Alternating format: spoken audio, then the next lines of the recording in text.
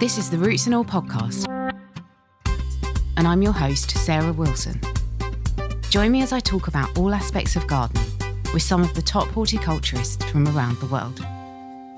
Hello and welcome to Roots and All, where my guest this week is David Hedges-Gower.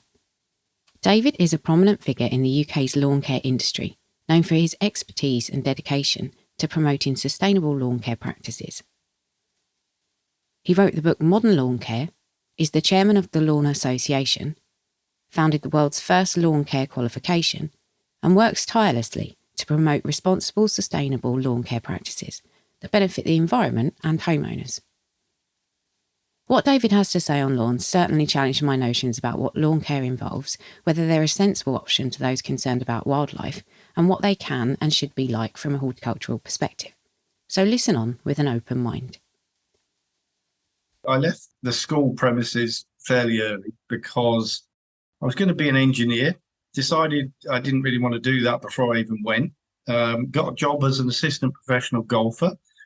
That career sort of ended relatively quickly at the same time as me sort of going into golf course maintenance. I wore my elbow out, essentially.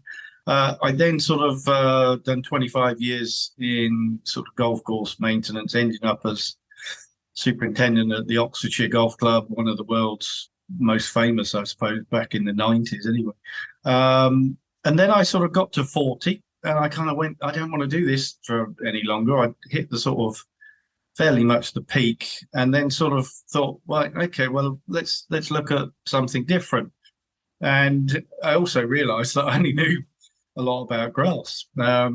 So I sort of went into lawn care, and I suppose in some respects I had to prove myself, which I found quite alarming, really, because I'm thinking, well, I could look after grass more than anyone in this sort of gardening industry, but no one knew me, and you sort of had to prove it a little bit.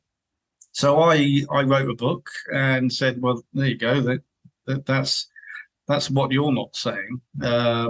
It got reviewed well. It got shortlisted at the Garden Media Guild Awards, even though strangely nobody had read it, which was a bit odd, but there you go. That's another story.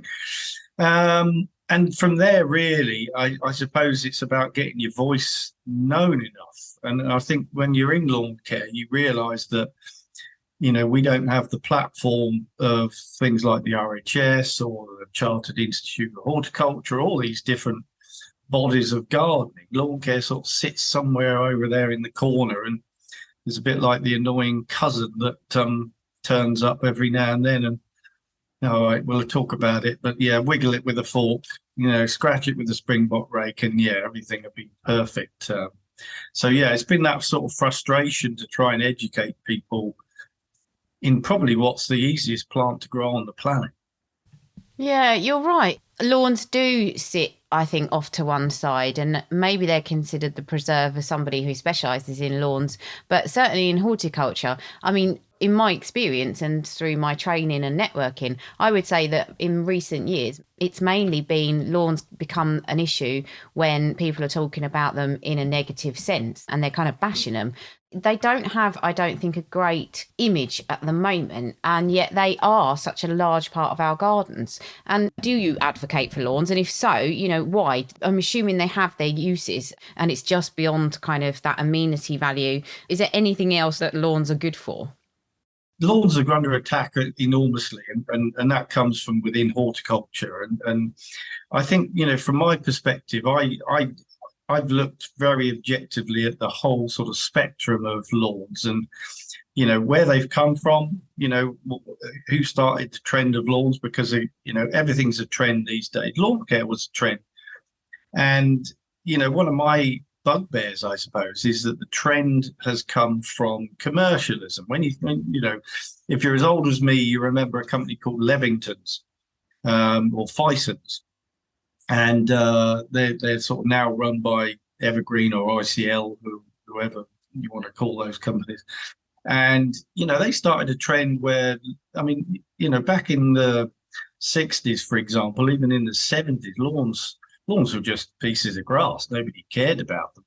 You know, when commercialism or these companies that I just mentioned grabbed an opportunity to set a trend. Lawns became this wonderful thing, this thing to add value to your property, to annihilate everything in it and have this perfect lawn idea.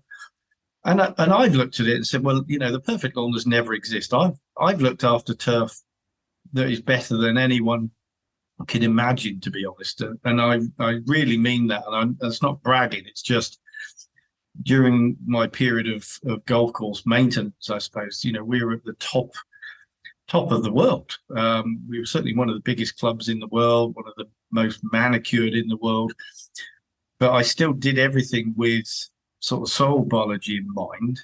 We had a principal object there was to obviously sell memberships and have TV tournaments, all that kind of thing.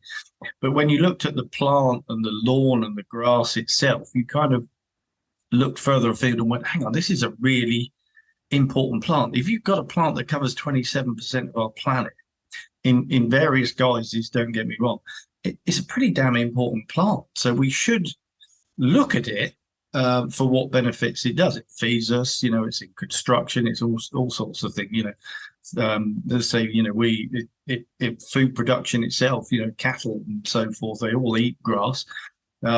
It's just how we manage it has been completely corrupted by sort of commercial revenues, I suppose you'd call it.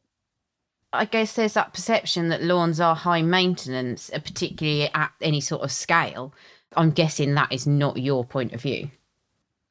My point of view is really that lawns shouldn't have chemicals thrown on them. We've got a plant, and if everybody thinks of it in a very different way, we've got a plant that shuts down when it gets hot. We all worry about this climate change, and some people believe it, some people don't. We all get pushed the idea that we're going to have to change lawns forever, and maybe that is the case, although it certainly doesn't look like it this year.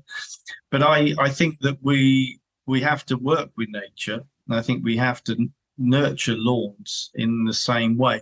The strange thing, and again, this is me being very much a grass nerd, is, I went with my daughter to the Lake District last summer, I think it was, and it was a little bit moister up there, I would say. But we walked up the mountainside, and we got to a point halfway up. This mountain was obviously cared for by sheep, not by humans.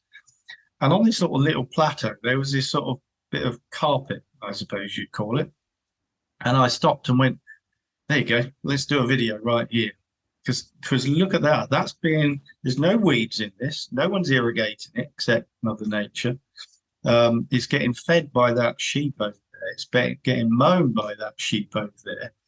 And that's better than most people's lawns. Now, if you think of that objectively, you think, well, crikey, if that's true, and obviously we have huge amounts of areas of grass that do tend for themselves. They might have, let's say, cattle, they might have sheep, they might have horses, but generally they work on the soil biology principle. They excrement on the floor, the soil biology improves, the plants improve.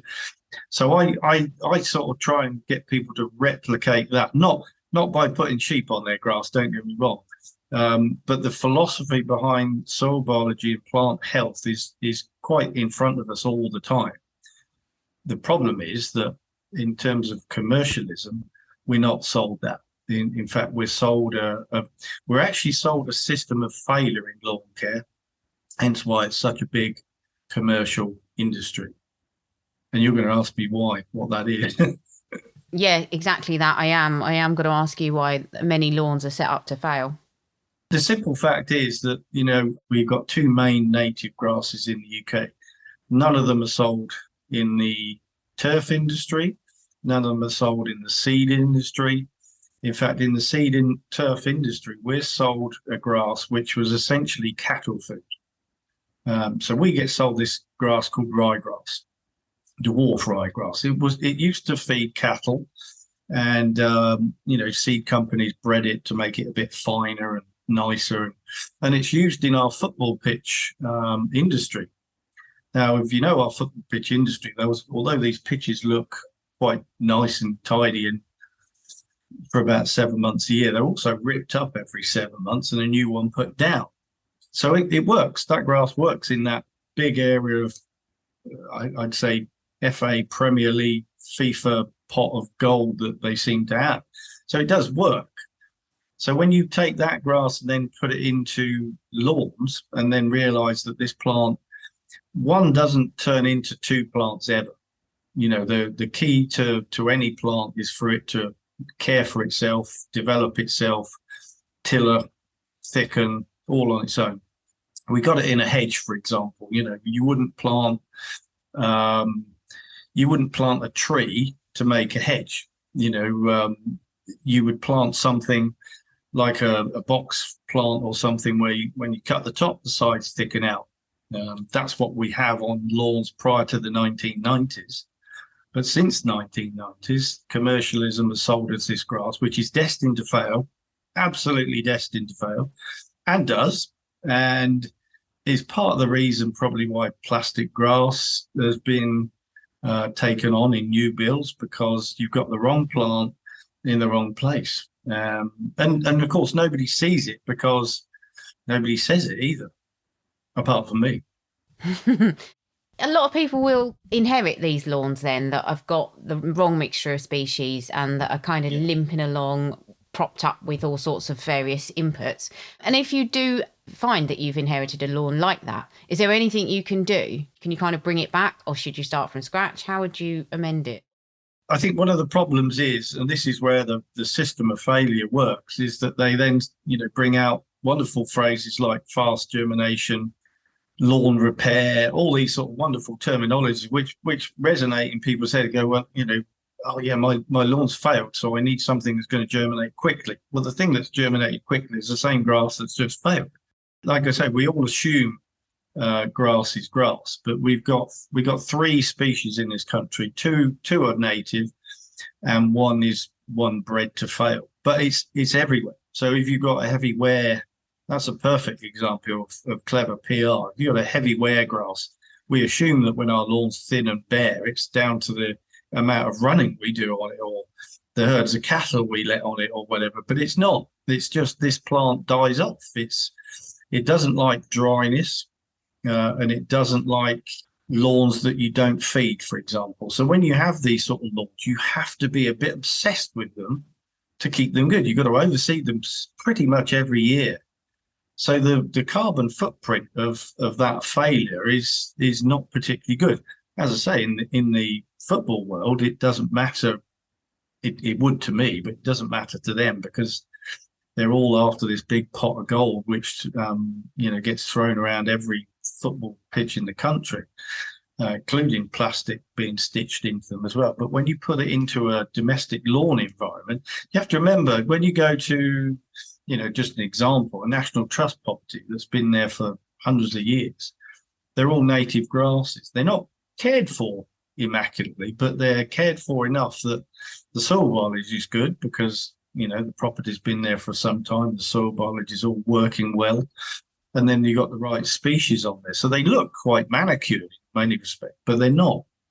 I visited many national trusts through my advisory and consultancy, and nobody really does much work. But this plant, this native two species that we have, fescues and bents, they work for us, which is totally different to ryegrass, where you tend to work for ryegrass because you have to keep replenishing it all the time. And like I say, it's a system built on failure, and it's quite sad, really. The fact that we've had to, the Lawn Association, who I'm chairman for, we're bringing out our own seed mixture, which is just native grasses, because you can't buy them anywhere. Weird, isn't it? Yeah, that was going to be my next question. If you wanted to establish a lawn that was bents and fescues, could you buy a seed mix, or could you buy it as a turf mat? But obviously not.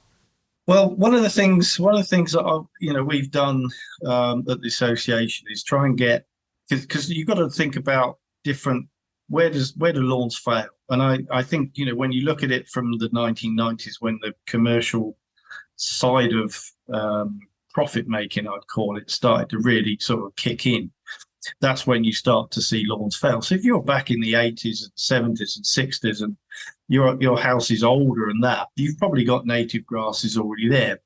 Obviously, in the new build section, you start to go, right, okay, so lots of people do new builds. You've got landscapers, you've got probably a few garden designers working for property companies, and then of course we've got a whole garden design community.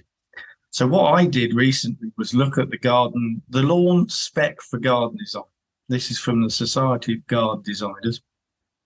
And when I looked at it, I kind of fell over. I kind of went, my God, I don't know whether this was written 50 years ago by a 14-year-old child or something, but this is terrible. It was again using the wrong plant. It's not talking about any form of drainage, any form of this. So in terms of where we think, well, where we're trying to work is going, well, okay, new builds have got to learn a lesson.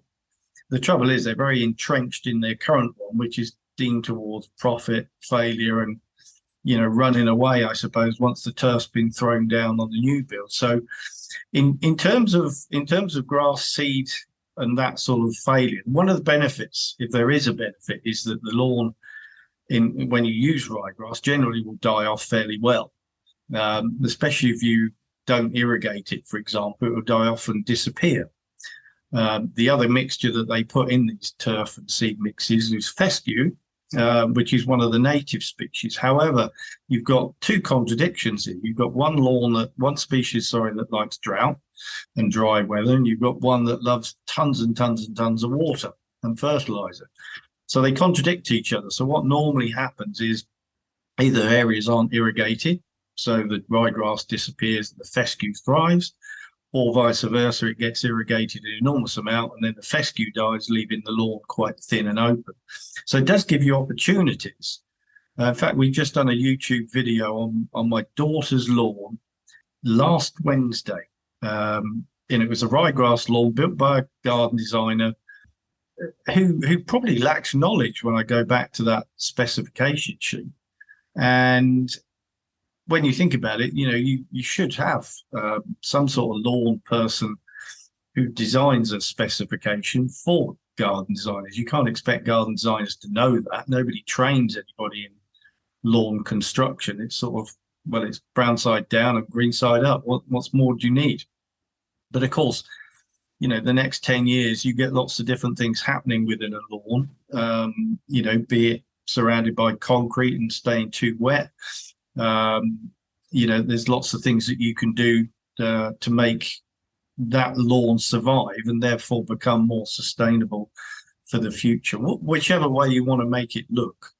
And in terms of sustainability, it sounds as if, I think, again, part of the backlash against lawns has been the fact that people perceive, rightly or wrongly, that they are high input, and that obviously depends on how they're set up in the first place. But do you think that if we did establish them in a correct way, using the right plants for the right place, and didn't kind of overfeed them and didn't fall into all the other traps that we're kind of seemingly set up to fall into, that they can actually be a sustainable, low maintenance part of the garden?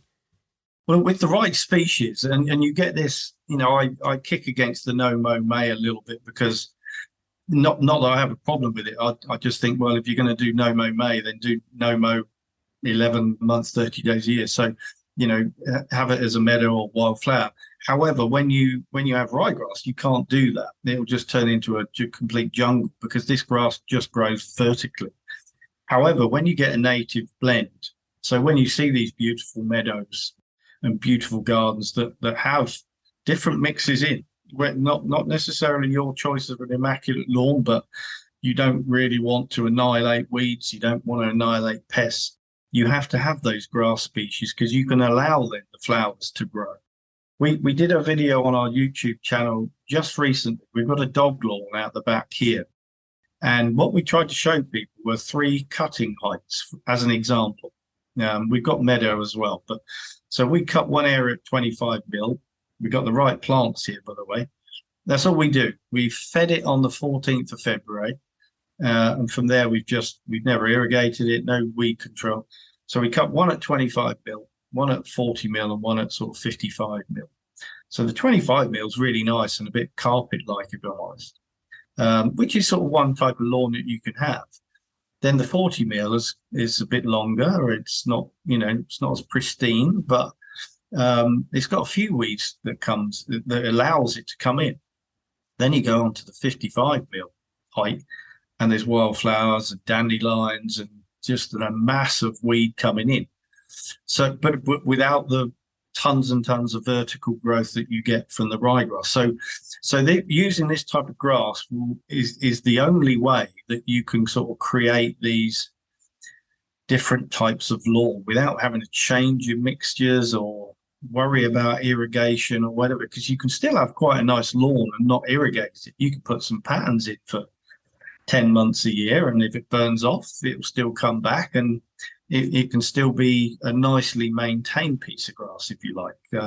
So sustainability is important, and there's different levels. I'm a great believer that we talk about sustainability in horticulture, but truthfully, not many people adhere to it. I was talking to Andrew Fisher-Tomlin of the London College of Garden Design the other day about plastic pots, and he was quite strong about that as well. I said, what do you think about it? I said, there must have been trillions of plastic pots in gardening over the years, and nobody really, we rattle a cage occasionally, but it doesn't really sort of stop, does it? And I think that's very much the same with lawn. The only way we can do it with lawns, and we've done it to a degree, is that we take stuff off the shelf and then you have no choice, which is a good way. But we still got it, believe it or not, with polymer coated fertilizer. That's another sort of silent danger out there that's been used in horticulture for more years than I care to remember. Yeah, there's an awful lot of greenwashing. I think designers and maintenance people are constrained by the client at the end of the day as well. They're constrained by having to make a living. They're constrained by the products that are available. There's so many things, that, as you say, fully agree that we try and be sustainable, but actually we've got such a long way to go that sometimes it's a little bit scary. The focus for the podcast quite often for Roots and All is wildlife gardening. And I think, again, people will kick against a lawn because they will say that it doesn't have a lot of value for wildlife. I'm sure I've been guilty of saying that in the past. In your opinion, are they useful in any way? Are they useful? Well, I suppose, again, you've got to look at the purpose of a lawn. We didn't sow most of the lawns. They've probably just been there and have been put into a garden somehow, or built around it. So, and same with all the mountains, the fields and everything else. When you think about it, nobody's overseeded those. They just naturally occur. And it naturally occurs because it's a plant that likes to grow, and it does an enormous amount of, in fact, it takes in more carbon dioxide out of the atmosphere than trees. So even in that respect alone, and the fact that it's obviously pumping out absolutely tons and tons of oxygen, you kind of think, well, there's limits. And don't get me wrong, I'm not an advocate for saying everybody should have a lawn like Bill Gates did with a computer and all that kind of thing, but they play an important place within our gardens and within our environment. I don't think there's never a reason to have it, but there's never a reason to have anything. You can say, well, take a garden out and replace it with concrete, because that'll save you all those trips to a garden centre, for example. So I think lawns, if you have the right lawn, like mine, for example, I've never travelled to buy anything from a garden centre in my life, because the grass actually does all the work. It's the correct plant. It does all that for me. And I think, like I say, the problem with the sort of new lawn obsessives and sort of manicured ideas, I think they're not great for the environment, full stop. I think the way we manage them can be a little bit in between. I do think that, like I say, they do lots of other things. Obviously, they retain soils, they protect our soils, they do a culmination of different things. They're air conditioners within our garden. They do lots and lots of benefits. But I think, like I say, for too long, we've been learning through commercial gain. We've got lawn experts everywhere, apparently. You type in lawn care into Google, it comes up with like 1 billion pages. Now, to me, that either means that everyone's got an opinion, or we're just amazingly clever lawn experts. And my personal opinion is that people don't know how to look after lawns at all. Some lawns will look after themselves. As I say, these traditional old lawns do look after themselves. Some people will probably just mow them and, have weeds and flowers growing in them, and they still look quite pretty. So yeah, it's always, it's a little bit difficult to say, should you have one, should you not? I personally think they've got a good part to play, but I do think that we need to reassess how we maintain them.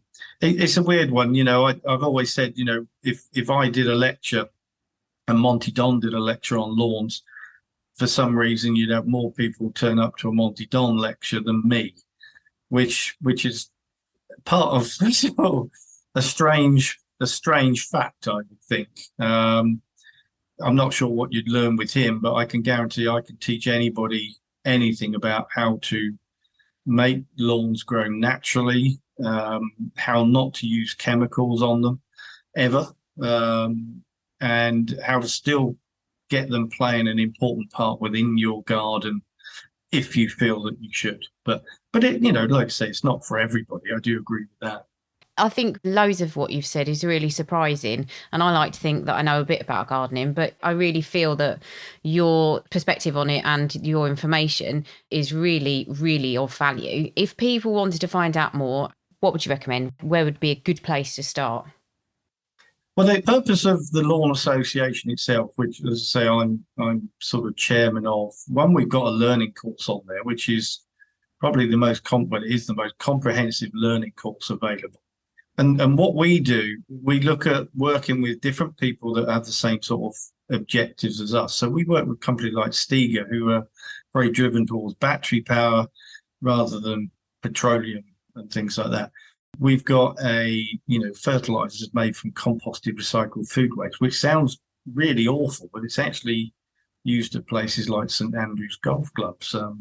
It's probably one of, if not the best fertilizer soil conditioner. Look, the reason we use things like that is because we're conditioning soil, pure and simple. The key to all plant health is conditioning soil. So the Lawn Association's got many sort of avenues, but we're there to help. We've like I said, we've just redesigned the lawn spec for garden designers, which hopefully be taken on.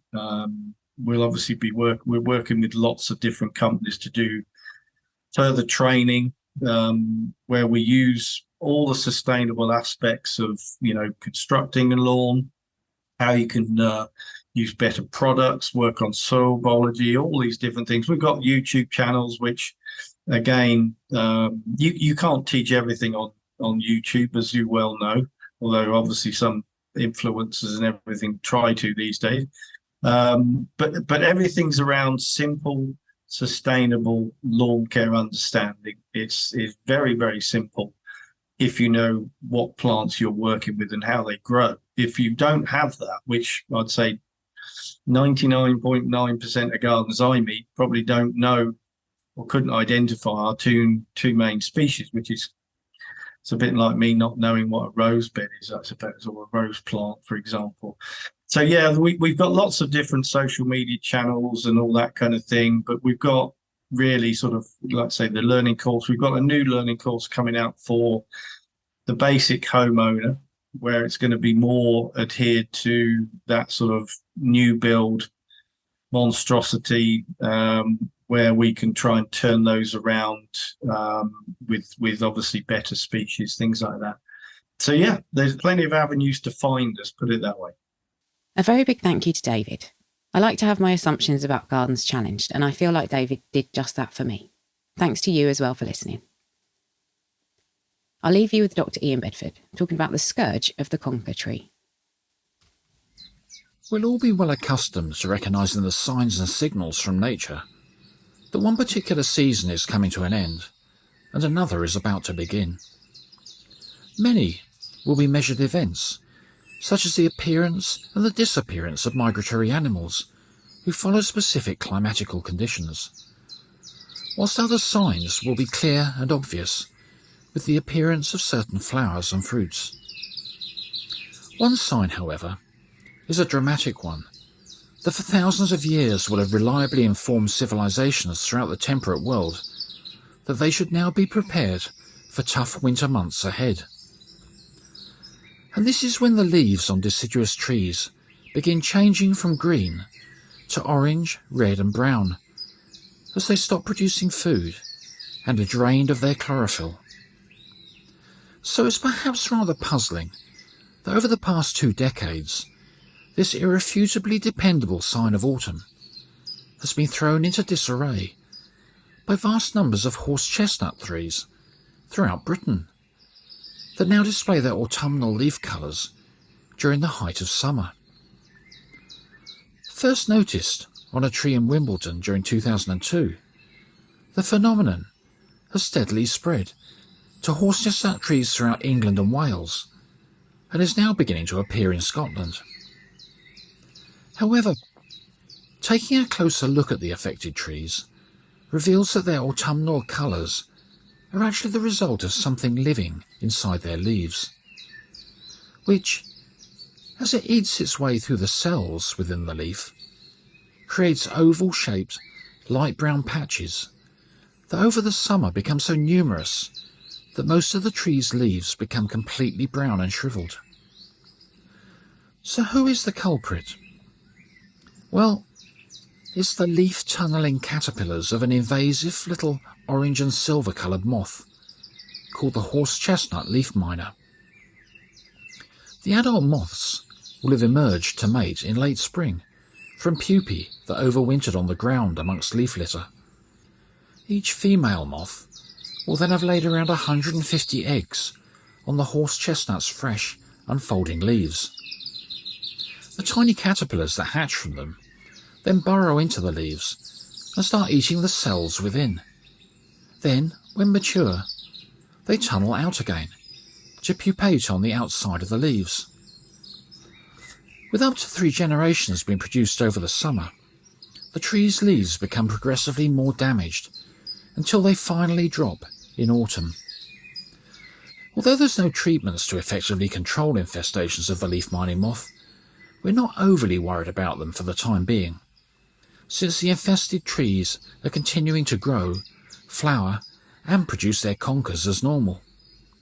But it's the long-term effect that we can't be too sure of, which could possibly make horse chestnut trees more susceptible to other diseases. We also don't know much about the moth either, since remarkably, only 17 years before it first appeared in Britain, it was discovered in Macedonia and found to be a totally new species that had never been recorded in the world before. You can download or listen to the podcast direct from the website rootsandall.co.uk. Please also check out my Patreon, where you can make a one-off donation or take out a monthly subscription to help support the podcast. Because if you enjoy the show, please help it continue. I also have a GoFundMe where you can make a one-off donation. Even a one-off donation of £1 helps, and I'll be really grateful for your support. So please go to Patreon or GoFundMe and search for Roots and All Podcast.